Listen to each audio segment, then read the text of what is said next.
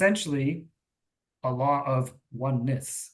So the law of one teaches that all beings are interconnected, emphasizing that every action and thought affects the collective, quite literally, that we are all one. That is the teaching. So Ra, us, every plant, every elemental being, every human, every Arcturian, every Pleiadian, every planet, all has consciousness, and it is all one, because it comes from what they refer to as the one infinite creator, which I've used that term before. Sometimes we might talk about source, and they talk about kind of that we all come from one source, but the phrase that they use is the one infinite creator. And all things come from the one infinite creator. And because of that, we are all that. So when I say that God is within you, which by the way was the message that Jesus came to this earth to share, when he said things like, I am the Father are one, I and the Father are one, right? Or I am my Father's son. All that he was saying is exactly this, the law of one, that we're all connected. We are all aspects of the one infinite creator. You can call that God if you like, or Adonai, or source, or universe, whatever you prefer. But essentially the idea is we all came from that source. And I don't want to say chopped ourselves up, but limited ourselves in some respects to have certain experiences of consciousness. And being a human is one experience of consciousness. So this material, the text that I was telling about, was channeled by a group known as L&L Research in the early 1980s. Okay, sorry. So I'm not a history teacher for a reason. And what came through was the voice of Ra. And interestingly enough, I've actually heard some of these recordings. They came through in a very specific frequency that really only Carla could tune into and attune to. And she had to be like, they had to do a lot of ritual around where to put like a candle and water and a Bible and all this stuff to ensure that the frequencies actually aligned. And it took a big toll on her body. In fact, she was quite ill, if I remember correctly, toward the end, which is why they stopped. But they did the work for, I think it was about 2 years, 2 or 3. But anyway. Why did it make her ill? Because the frequency of their energy, which is interesting because I can feel something in me right now, the frequency of their energy was very high. And so when that gets pushed through the human body, the physical body in third density in the third dimension can't really hold onto those things. So what happens is her own distortions, like her belief systems around safety, right, Keely, or me, my belief systems around, abandonment and that kind of things. What happens when we get involved with high frequency like this is our distortions become more. And so that's kind of what happened. So she got ill. And this happens, by the way, to a lot of channels, which is why we talk about healing and all of this work. We don't just do this inner work for the sake of some self-indulgent exercise. It's because actually, in order to shift our frequencies, we have to evolve that stuff. But anyway, I digress. It was very tough on her body. So essentially, the core message of the law of one is that all things are part of a single consciousness, what Ra refers to as the one infinite creator. And unity is the ultimate goal of our spiritual evolution. We come from source, we come from the one infinite creator, we section ourselves off, have all kinds of experiences and consciousness. And the goal in terms of a soul's evolution is to remember that we are all connected and remember what we truly are and return to source. This is like the game that we are playing. And that should sound kind of familiar to you. In many New Age circles, this is kind of what we're talking about, and recognizing that you are one and we are all unified and we're all connected is essentially the message here. This is also, by the way, when we talk about past lives and past life regressions, and perhaps it might be more accurately to describe them as parallel because time doesn't really exist, but all of our incarnations, all of our soul experiences, they're all connected and help us to become one with the creator again. So the creator loved itself so much or wanted to do something, so it just separated itself to have all kinds of different experiences to ultimately learn about itself. So this is the description of what the law of one is, and this is also how the text reads. So this is how Ra speaks. And every time they speak, they always refer to it, and it is they. Every time they speak, they introduce themselves. I am Ra. The law of one, though beyond the limitations of name, as you call vibratory sound complexes, may be approximated by stating that all things are one, that there is no polarity, no right or wrong, no disharmony, but only identity.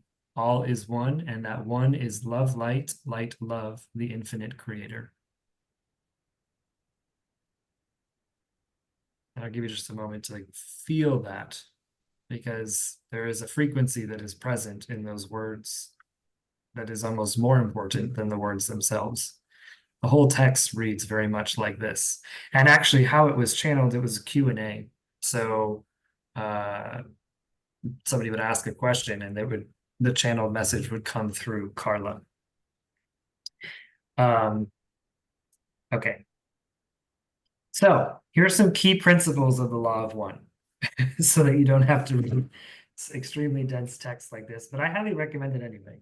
The first is unity, that everything is connected, that all beings, all consciousness are manifestations from the same source, as Ra refers to as the one infinite creator.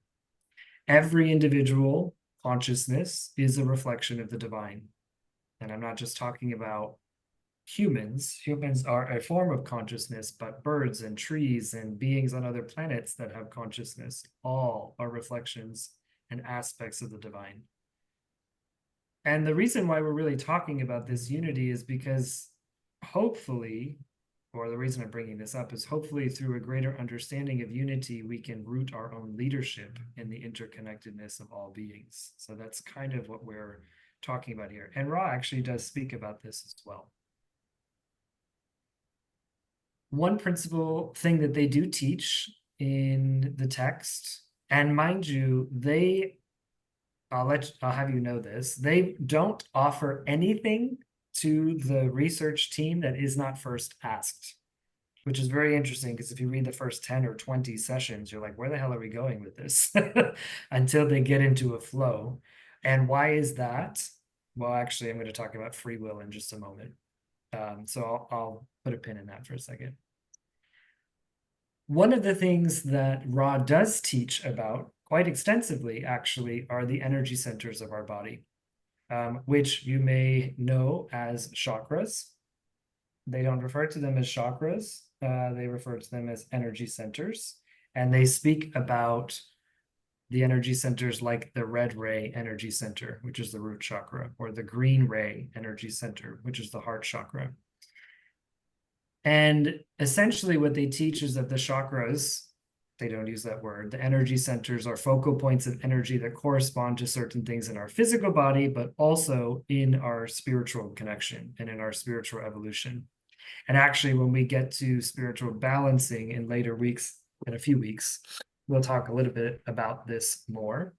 But they share about the human body and the human form and how consciousness lives inside of it, essentially, and how the energy centers, how we connect to it, how they affect, essentially, how the spiritual energy comes through us, how our physical bodies, our emotional bodies, our mental bodies essentially function. They also have something very interesting to say about sexual energy exchange, and what happens when somebody, for example, is vibrating mostly in their heart chakra, you can call it a higher frequency, but might be experiencing a higher frequency in the heart chakra, and they have a sexual relationship with somebody who is not, there is a balancing that happens. So I'm not really gonna teach that, but it's interesting enough that they do share quite a bit about how the energy centers work. Wait, What? what happens? What is the Oh, balancing that has to happen?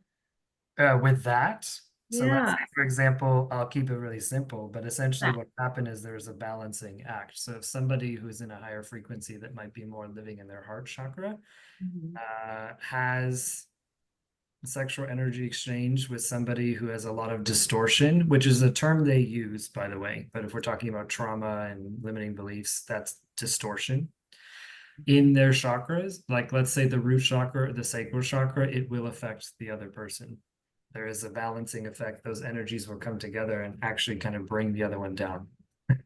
Um, But that's what happens, that the energy exchange that happens in a sexual encounter with humans is actually quite significant and very divine. But they teach quite a bit about that. Well, I don't know about quite a bit, but they have some interesting things to share about energy exchange in that way. They teach about polarity. They talk about specifically two paths of a soul's evolution: service to self and service to others. And we're going to talk quite a bit about the service to self path and the service to others path. But the service to self polarity is when people take actions or they're motivated by personal gain, which leads ultimately to separation and division. This is usurping power. This is trying to manipulate others. This is seeking your own personal gain by separating yourself from another's consciousness. There's a lot of service to self energy that's playing out on planet Earth. We can think about that. The other polarity is service to others, which is when we are serving other people. So acts of compassion and empathy that fosters unity and a sort of connection to the collective good. Everyone on this call, and I know this, on their path is more aligned with service to others. If you feel like you have an impact in the world and want to do something to help other people, then you're living in that polarity. But we'll talk more about polarity and the interesting piece about this in just a moment.